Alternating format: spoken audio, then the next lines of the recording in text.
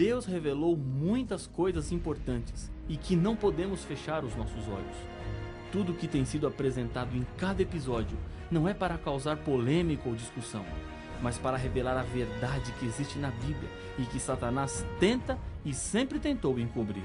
Devemos estar preparados para isso.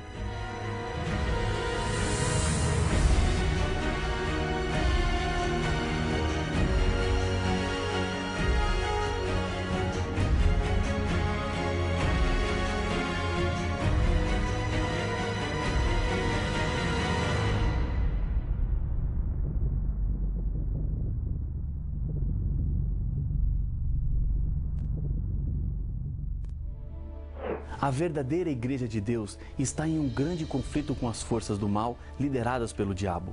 O inimigo de Deus tem usado de diferentes estratégias e uma delas é querer assumir o papel de Deus, apresentando-se como se fosse Deus para assim propagar com mais facilidade as suas mentiras.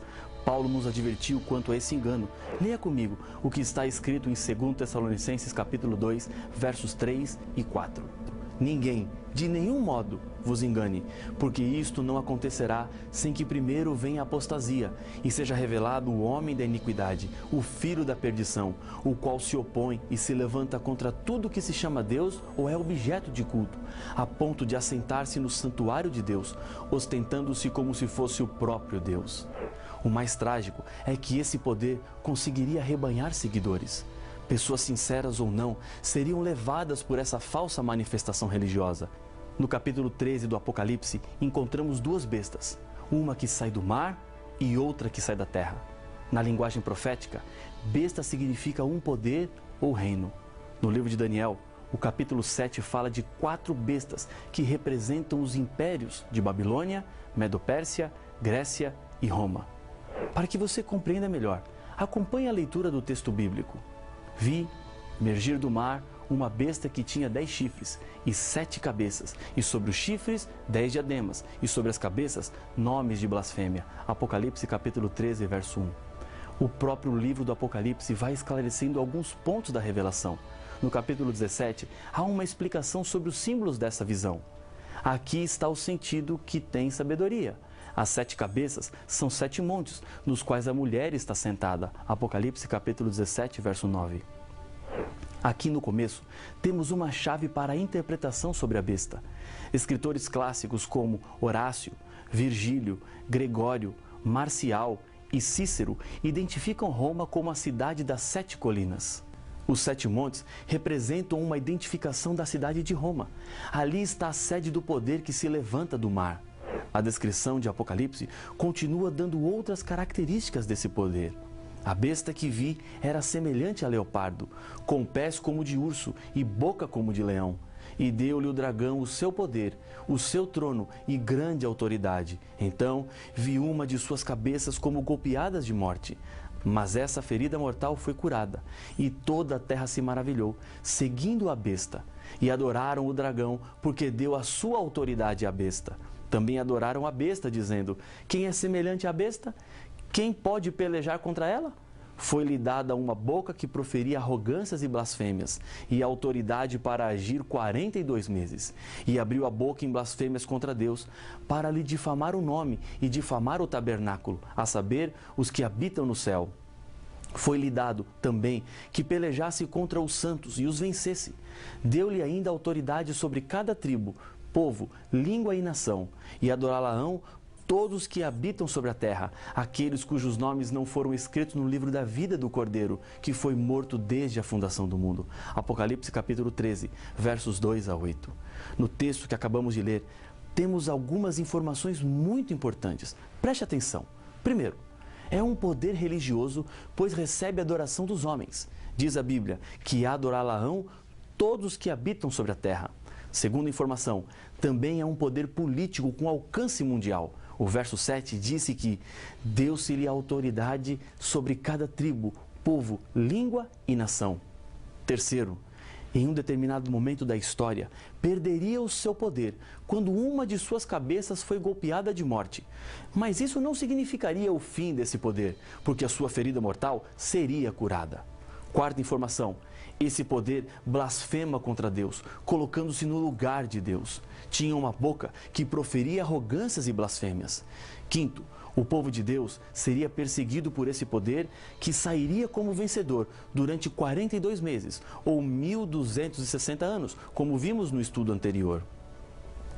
Nos nossos dias, você conhece algum poder religioso que tem uma poderosa influência política e autoridade que se faz sentida em cada tribo, língua e nação? Tem esse poder, inimigo de Deus, tentado mudar os tempos e as leis, conforme está escrito no livro do profeta Daniel? Qual foi o poder que perseguiu durante os 1260 anos os cristãos que queriam ser leais à Bíblia? A resposta é clara, mas ao mesmo tempo chocante para alguns. Esse período de intensificação da perseguição começou em 538 com o Edito de Justiniano, reconhecendo a supremacia do bispo de Roma, e termina no ano de 1798 com o aprisionamento do Papa Pio VI. A história registra muitos atos sanguinários produzidos por esse poder religioso durante os 1260 anos em que a besta do mar teve poder para agir. Por exemplo, os valdenses, liderados por Pedro Valdo, negavam a supremacia de Roma, rejeitavam o culto às imagens como idolatria e eram guardadores do sábado bíblico. Por causa dessas crenças, foram perseguidos. Outro triste relato é o da noite de São Bartolomeu em 1572, que aconteceu em Paris e depois se alastrou por toda a França durante vários meses, levando à morte milhares de protestantes. Nesse período, a perseguição religiosa é identificada como a Inquisição. E não foram apenas nos países europeus que aconteceram essas perseguições. No México, no Peru, funcionaram tribunais da Inquisição. Na cidade de Lima, capital do Peru, existe o Museu da Inquisição, onde se conservam até hoje alguns instrumentos de tortura. No ano de 1798, ao terminarem os 1260 anos de poder perseguidor, com a prisão do Papa Pio VI, causada pela ferida mortal no poder religioso romano, o Edito de Justiniano foi cancelado e o papado foi desapropriado dos 5 estados que tinha dentro da Itália. A ferida foi tão profunda que parecia que o poder romano não se restabeleceria novamente, mas o texto bíblico diz que a ferida seria curada. Em 1929, começa o processo de cura. Benito Mussolini assinou o Tratado de Latrão, dando-lhe 44 hectares de terra que hoje constituem o Estado do Vaticano, recuperando assim o poder temporal perdido em 1798. Desde aquela época, então, a força do poder romano religioso tem crescido. Viagens por todos os países do mundo, demonstrações de poder aclamadas por multidões. Hoje, as blasfêmias contra Deus são facilmente percebidas nesse poder religioso. Por exemplo, a pretensão de perdoar pecados. Quando o Senhor Jesus voltou ao céu, Pedro deixou bem claro que ele não tinha poder para perdoar pecados, em Atos capítulo 8, versos 20 a 23. Quem pretende perdoar pecados, na verdade, está cometendo blasfêmia. Cristo é a cabeça da igreja, conforme Efésios 5, verso 23. Nenhum homem pode ser colocado nessa função, mas infelizmente encontramos a figura de um homem sendo colocado como a cabeça, o líder maior, que tem poderes infalíveis e até pode mudar a lei de Deus. Também aceita homenagens que na Bíblia correspondem ao ato de adoração que deve ser unicamente dado a Deus. Estou falando da prática de ajoelhar-se diante de um ser humano. Um anjo de Deus proibiu João de ajoelhar-se diante dele, explicando que o ato deveria apenas ser praticado diante de Deus. Por isso, esse poder pode ser identificado como anticristo, que quer dizer o que se coloca no lugar de Cristo e com isso também se opõe a Jesus. Eu peço nesse momento que o Espírito Santo ilumine a sua mente e lhe ajude a chegar às suas próprias conclusões com base na Bíblia. Você também tem que decidir-se por qual caminho vai seguir a sua vida. Na continuação da visão, em Apocalipse 13, surge agora outra besta, a segunda. Vi ainda outra besta emergir da terra. Possuía 2 chifres, parecendo cordeiro, mas falava como dragão. Exerce toda a autoridade da primeira besta na sua presença. Faz com que a terra e os seus habitantes adorem a primeira besta, cuja ferida mortal fora curada. também opera grandes sinais, de maneira que até o fogo do céu faz descer diante dos homens. Seduz os que habitam sobre a terra por causa dos sinais que lhe foi dado executar diante da besta, dizendo aos que habitam sobre a terra que façam uma imagem à besta, aquela que, ferida a espada, sobreviveu, e foi-lhe dado comunicar fôlego à imagem da besta, para que não só a imagem falasse, como ainda fizesse morrer quantos não adorassem a imagem da besta. A todos, os pequenos e os grandes, os ricos e os pobres, os livres e os escravos, faz com que lhes seja dada certa marca sobre a mão direita ou sobre a fronte, para que ninguém possa comprar ou vender, senão aquele que tem a marca, o nome da besta ou o número do seu nome. Aqui está a sabedoria. Aquele que tem entendimento, calcule o número da besta, pois é número de homem. Ora, esse número é 666. Apocalipse capítulo 13, versos 11 a 18. Vamos listar as características desse poder. Primeira, é um poder que no início fala como cordeiro, mas depois fala como dragão. O cordeiro na Bíblia é o símbolo de Jesus. Dragão é o símbolo do diabo. Esse poder coloca toda a sua força à disposição da primeira besta. Ele tem como objetivo levar os habitantes da terra para adorarem a primeira besta. Esse poder não exige adoração para si mesmo, mas sim para a primeira besta. Isso significa que no começo esse poder era cristão, mas depois houve uma mudança, pois passou a ser do dragão. Esse poder chama a atenção, pois faz cair até fogo do céu.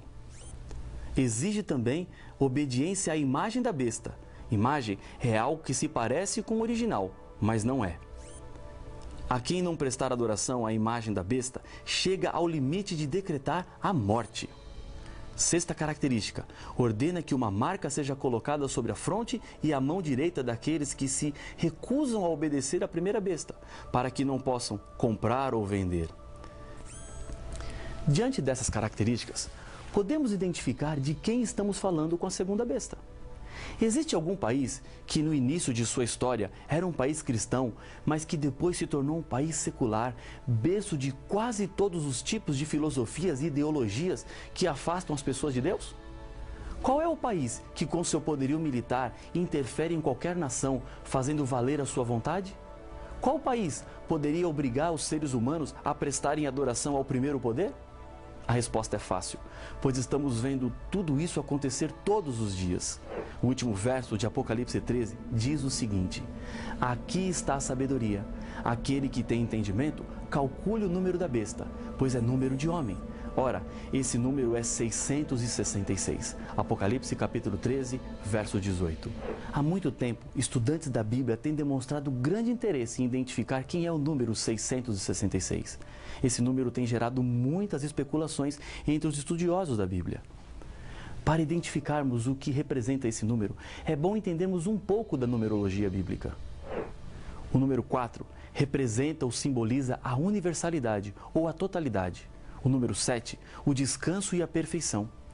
Esse número aparece 323 vezes em toda a Bíblia e em todas elas refere-se sempre a Deus, suas obras de misericórdia e juízo. O número 7 é símbolo de Deus, símbolo do seu poder, símbolo do seu governo. O número 12 representa o povo do pacto de Deus, ou a igreja. Já o número 6 é o símbolo do homem sem Deus e sem o descanso que Deus lhe dá. O número 6 aponta para o dia da criação do homem, conforme Gênesis capítulo 1, verso 26. Na época do Império de Babilônia, o número 6 era a base do sistema hexagesimal, que estava relacionado com a matemática, a astronomia e a astrologia dos sacerdotes babilônicos. Na religião babilônica, o número 6 representava o Deus menor, 60 o Deus maior e 600 era o número da totalidade dos seus deuses.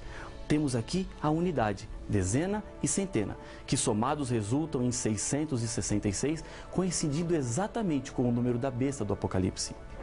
Um exemplo bíblico do uso do número 6 em Babilônia é a história de Nabucodonosor, quando ele fez uma estátua de ouro que media 60 côvados de altura e 6 côvados de largura, para que as pessoas adorassem quando ele desse a ordem.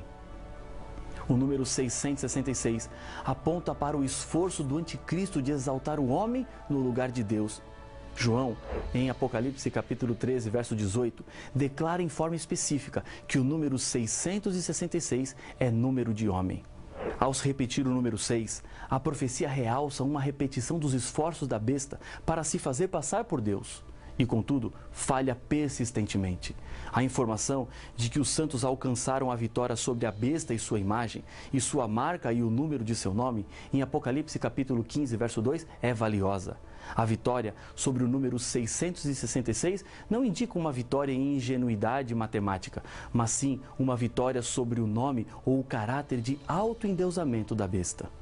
É um engano que leva os homens a aceitarem o humano no lugar do divino. Tranquiliza a consciência dos seres humanos, fazendo com que acreditem servir a Deus, quando na realidade são servos do diabo, que aparece disfarçado de líder religioso. Estamos no meio do grande conflito. Deus nos deu as ferramentas para compreendermos o tempo e a situação que estamos vivendo. O Apocalipse faz uma advertência àqueles que adoram a besta ou a sua imagem, que é a união das duas bestas. Se alguém adora a besta e a sua imagem e recebe a sua marca na fronte ou sobre a mão, também esse beberá do vinho da cólera de Deus, preparado sem mistura, do cálice da sua ira, e será atormentado com fogo e enxofre, diante dos santos anjos e na presença do Cordeiro. A fumaça do seu tormento sobe pelos séculos dos séculos, e não tem descanso algum, nem de dia nem de noite, os adoradores da besta e da sua imagem, e quem quer que receba a marca do seu nome. Apocalipse capítulo 14, versos de 9 a 11. Sendo que estamos no fim do tempo da graça, Deus proclama a mais solene repreensão para que os seres humanos não participem do culto à besta e, ao mesmo tempo, aponta as terríveis consequências que terão aqueles que decidem pelo caminho do erro. A besta tem uma marca, um sinal que será colocado sobre os que se perdem, e Deus está abrindo seus olhos para que esse sinal não seja seu. Você tem nesse momento uma grande oportunidade de não aceitar o engano e decidir-se pela verdade. Talvez você esteja em um grande impasse. A cabeça compreende, mas o coração não aceita. É chegada a hora de partir para um novo horizonte. Deixar tudo para trás, aquilo que você acreditou até aqui, e agora aceitar pela fé a mensagem clara que vem da palavra de Deus. Confie em Deus. Ele conhece as lutas e as dores do seu coração. Ele vai te acompanhar em todos os passos que você der a partir de agora. Ele não falhará como ele nunca falhou. Sabendo da sua decisão, eu quero lhe convidar, aí mesmo onde você está, a fechar os seus olhos e orar comigo. Senhor, obrigado pelas claras ilustrações da verdade que encontramos na Tua Palavra. Sabemos que o Senhor está conduzindo essa história e que em breve vais voltar. Portanto, eu entrego esta pessoa que ora comigo, neste momento, nas Tuas mãos, com a certeza do Teu perdão, da Tua restauração e da Tua paz, em nome de Jesus. Amém.